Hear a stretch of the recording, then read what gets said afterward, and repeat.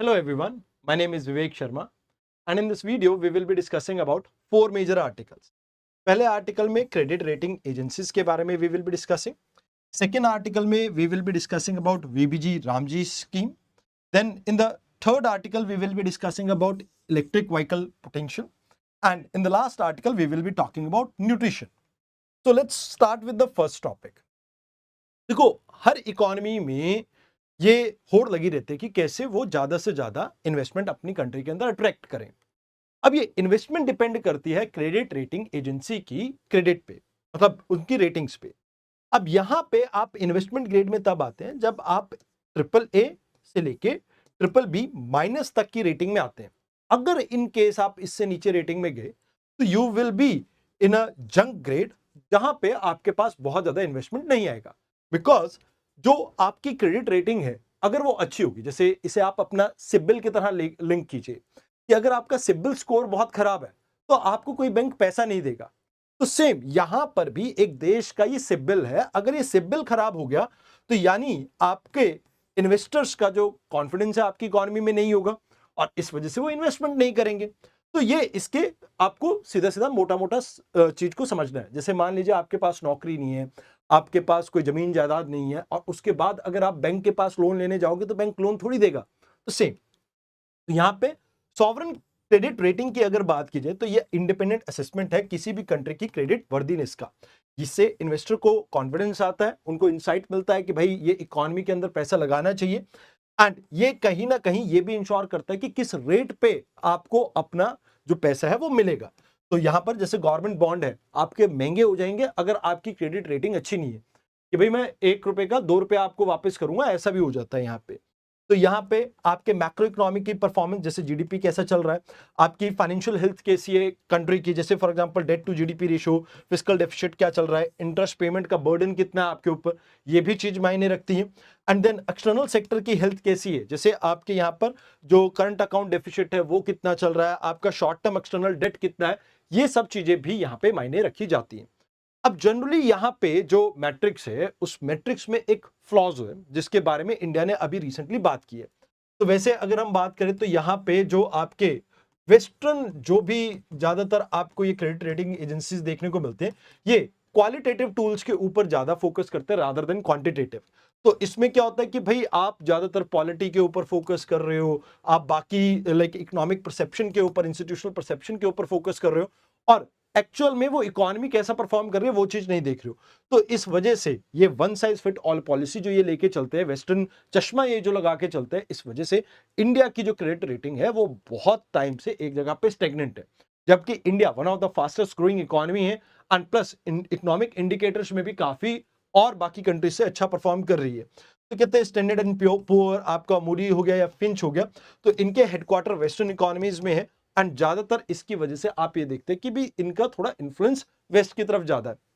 But India की जो domestic credit rating agency है, क्योंकि ये भाई सीधा सीधा सेबी के अंडर आती है, तो कहते हैं कि भाई इनके पास वो ऑटोनॉमी नहीं है जिसकी वजह से प्रॉब्लम रहती है। तो कहते हैं अपनी जो इशू है वो है कि हम लो रेटिंग के अंदर आते हैं, कहीं ना कहीं वो जो बायसनेस है वो आपको देखने को मिलता है। फंडामेंटल हमारे काफी स्ट्रांग है बट उसके अलावा वो जो जो कैलकुलेशन मेथड है वो फ्लॉड है यहाँ पे एंड इस वजह से हम रियलिटी को यहाँ पे कैप्चर नहीं कर पा रहे इंडिया के, और इंडिया की रेटिंग अच्छी नहीं है।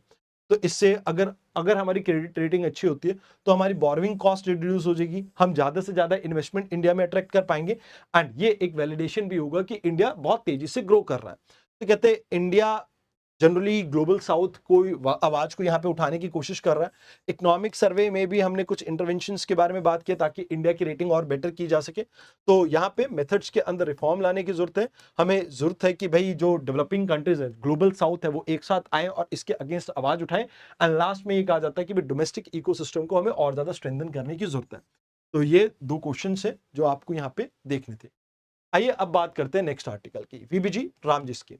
आपको पता होगा Mahatma Gandhi rural employment guarantee scheme के बारे में, जहां पे 100 दिन का रोजगार मिलता था लोगों को। बट वो क्या था, एक तरह का एक्ट था जहां पर लीगल प्रोटेक्ट किया जा रहा था आपके राइट टू वर्क को। बट ये ऐसा नहीं है, ये एक स्कीम है जिसमें 60-40 की रेशियो में सेंटर और स्टेट आपका पैसा इन्वेस्ट करेगा। तो सेंटर 60 और स्टेट आपका 40%। हाँ, हिली एरिया में 90-10 का रेशियो आपका रहेगा। तो यहाँ पे अभी गवर्नमेंट ने जो वेज है वो तकरीबन 300 रुपए के आसपास फिक्स की है। इसको इंप्लीमेंट करेगी आपकी मिनिस्ट्री ऑफ रूरल डेवलपमेंट। तो ये लीगल स्टेटस इसको दे रखा है। पहले 100 दिन का वर्क मिलता था, अब 125 दिन का कर दिया। अब जब एग्रीकल्चर का पीक होता है तो उस समय यहाँ पे कहा गया है कि भाई हम नो वर्क पीरियड को 60 दिन के लिए इंप्लीमेंट करेंगे। इसमें एक बात ये है कि भाई यहाँ पे हम नेशन वाइड एक बेस वेज को यहाँ पे 300 रुपए जैसे यहाँ पे डिक्लेयर कर दिया, और उसके अलावा आप ऊपर कुछ भी पे कर सकते हो, उसमें हमारे को कोई दिक्कत नहीं है। रेशियो तो मैंने आपको ऑलरेडी बता दिए। बट इसमें ये है कि भाई आपकी जो स्टेट गवर्नमेंट है, अब क्योंकि पहले क्या था कि 100% वेजेस का पैसा सेंटर से आता था, तो अब जो स्टेट है उसका एक्सपेंडिचर इंक्रीज होगा। कहीं ना कहीं वेजेस के अंदर पहले 100% सेंटर का आ रहा था, 40% आ रहा है, तो इससे आपका जो स्टेट फिजिकल बर्डन है वो इंक्रीज करेगा। एंड इसमें कई बार आप ये कह देते हो कि भाई पहला था जो डिमांड बेस्ड था, अब यहाँ पे गवर्नमेंट की स्कीम है, स्कीम का बेनिफिट सबको मिले या ना मिले वो आप श्योर नहीं हो। एंड इसमें कोई भी पेनल्टी क्लॉज नहीं है अगर इन केस आपकी जो कंपनसेशन है वो डिले होती है उस केस में। तो कहते हैं हाँ ये अच्छी बात है कि 125 दिन का यहाँ पे काम मिलेगा लोगों को, प्रोडक्टिव एसेट्स के अंदर इन्वेस्टमेंट होगी, जहां पर रूरल एरिया को कहीं ना कहीं वो जो हमारा पैन इंडिया गति शक्ति योजना का प्रोजेक्ट है उसके साथ हम लिंक कर पाएंगे और एम्पावर कर पाएंगे खासकर वनरेबल ग्रुप को। एंड इसमें टेक्नोलॉजी का इस्तेमाल रहेगा, जैसे आइरिस स्कैन और आधार का, जिसकी वजह से फिंगरप्रिंट्स एंड आधार का, जिसकी वजह से इसमें लीकेजेस को हम कम कर पाएंगे। तो यहाँ पे आपकी गवर्नमेंट की फंडिंग की अभी बात की जाए तो 90,000 करोड़ के आसपास गवर्नमेंट ने प्रोवाइड किया है। कोऑपरेटिव फेडरलिज्म को हम बूस्ट कर रहे हैं एंड जॉब कार्ड कंटिन्यूटी इसको मेंटेन कर रहे हैं। तो कहा जा रहा है कि भाई देखो अब यहाँ पे जो स्टेट गवर्नमेंट को इसका नुकसान हो रहा है तो उसके लिए स्टेट गवर्नमेंट को आप कंपनसेट करो एंड ट्रांसपेरेंट क्राइटेरिया रखो, जिसके बेसिस पे यहाँ पे मान लीजिए आपने किस एरिया में इसको नोटिफाई करो, उसी एरिया में ये इंप्लीमेंट होती है, तो किस बेसिस पे वो एरिया नोटिफाई होगा। क्या इसमें ऐसा ना हो कि जैसे नॉन जो रूलिंग स्टेट है आपकी उसको आप डिसएडवांटेजेस पोजीशन पे रखो, तो वो चीज नहीं होनी चाहिए। ये चीजें हैं, दो क्वेश्चन है जिसको आप देख सकते हैं। आइए बात करते हैं ईवी इंफ्रास्ट्रक्चर की।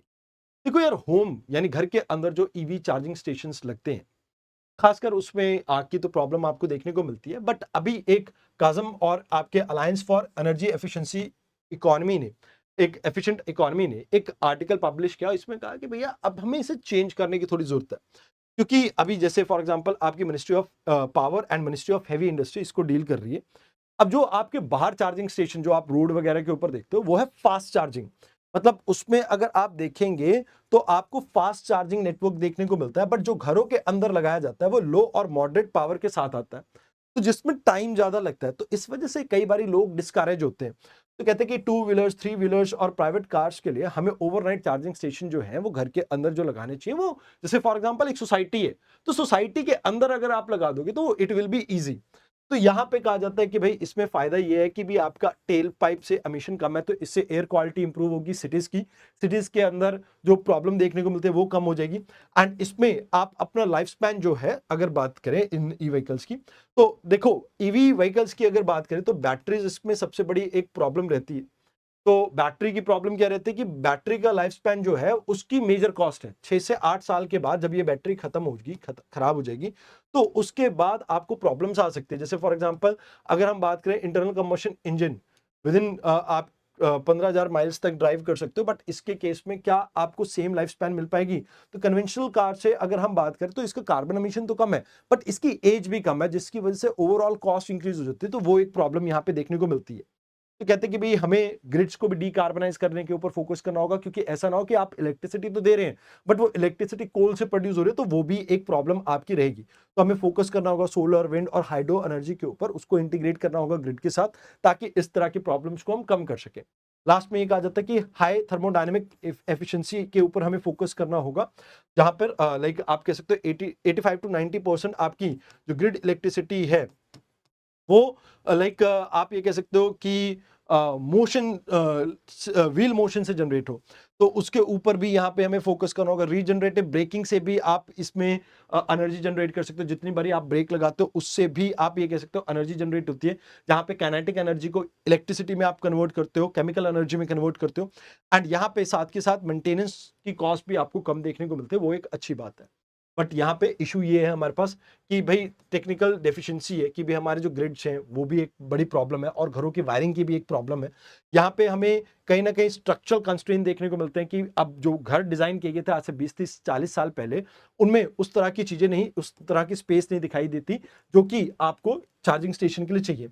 मोर ओवर यहाँ पे लाइक लीगल और गवर्नेंस के अंदर भी आपको लैग देखने को मिलता है। तो हमें यहाँ पे एक poor coordination various stakeholders के बीच में देखने को मिलता है। इकोनॉमिक एक बैरियर भी है क्योंकि जैसे ये गाड़ियों की बात करें, इंफ्रास्ट्रक्चर की बात करें, बहुत कॉस्टली पड़ रहा है अभी। तो यहाँ पे आपको ये बात करनी है कि भाई देखो गिग इकोनॉमी के लिए तो ये लाइफलाइन हो सकता है, बिकॉज अगर इस तरह के आप चार्जिंग स्टेशन को बनाते हो तो डायरेक्टली इनके लाइवलीहुड के ऊपर पॉजिटिव असर पड़ेगा। एंड इसमें कहीं ना कहीं ट्रांजिशन जो आपके लाइक जैसे ऑटोज हैं या बाकी चीजें हैं, इसमें अगर आप लाइक फोकस करते हैं तो इनके अंदर भी आपको काफी अच्छा बेनिफिट देखने को मिल सकता है। तो कहते हैं कि भाई अभी हमने पीएम ड्राइव को स्टार्ट किया हुआ है, D licensing of charging, like इसके ऊपर हम फोकस करें कि भाई लाइक बिना बहुत ज्यादा अप्रूवल के आप घर के अंदर चार्जिंग लगा सकते हैं, उसके ऊपर हमारा फोकस है। तो नेशनल एक रेडीनेस इंडेक्स हमें क्रिएट करना होगा, कोऑर्डिनेट करना पड़ेगा वेरियस इंस्टीट्यूशन के बीच में ताकि बेटर वे में इस इंफ्रास्ट्रक्चर को क्रिएट किया जा सके। एंड लास्ट में हमें यहाँ पर डिस्कॉम कंपनीज को कहीं ना कहीं ये इंश्योर करना होगा कि भाई इनके ऊपर जो टैरिफ है वो बहुत ज्यादा इम्पोज ना हो। तो वो भी एक चीज है जो आपको यहाँ पे ध्यान में रखनी है। ये दो क्वेश्चन है जो आपको यहाँ पे देखने को मिलते हैं। आइए अब बात करते हैं व्हाई एग्स बेटर। तो मिड डे मील स्कीम में क्या पोषण अभियान के अंदर हमें एग्स को इंक्लूड करना चाहिए? तो नेशनल फूड सेफ्टी एक्ट की अगर हम बात करें, सिक्योरिटी एक्ट की बात करें, तो यहाँ पे आपका लाइक जो पोषण अभियान है वो फोकस करता है क्लास 1 से लेके 8 के बीच में जो स्टूडेंट है उसको हम खाना प्रोवाइड करेंगे। अब इसमें प्री स्कूल के अंदर आपकी क्या कहते हैं बाल वाटिका आ जाती है। एंड इसमें गवर्नमेंट क्या फोकस कर रही है कि कैसे न्यूट्रिशियस फूड को बच्चों को प्रोवाइड किया जा सके। अब इसमें 450 कैलोरीज का खाना और 12 ग्राम का प्रोटीन पर डे यहाँ पे मिले इन्हें। अब यहाँ पे दूसरी चीज जो आती है वो ये आती है 700 कैलोरीज के आसपास आप बच्चों को यहाँ पे प्रोवाइड करेंगे एंड एडिशनली 20 ग्राम प्रोटीन तक यहाँ पे बच्चों को प्रोवाइड किया जाएगा। तो ये फोकस है। अब इसमें सबसे इंपॉर्टेंट बात है कि भाई एक इशू ये आता है कि भाई हर कोई इंडिया में एग नहीं खाता है। अब जैसे फॉर एग्जांपल मेरा एग्जांपल ले लो, आई एम नॉट लाइक मैं एग नहीं खाता हूं। तो यहाँ पे प्लांट बेस्ड प्रोटीन आपका इनएडुकेट है जिसकी वजह से बच्चे की ग्रोथ के ऊपर असर पड़ता है। और कहीं ना कहीं आज भी बच्चों के अंदर जो खासकर लो इनकम फैमिली से बिलोंग करते हैं तो उनके पास में ये आप ये कह सकते हो कि खाने के लिए पर्याप्त नहीं है। तो एक ये प्रॉब्लम आपको देखने को मिलती है।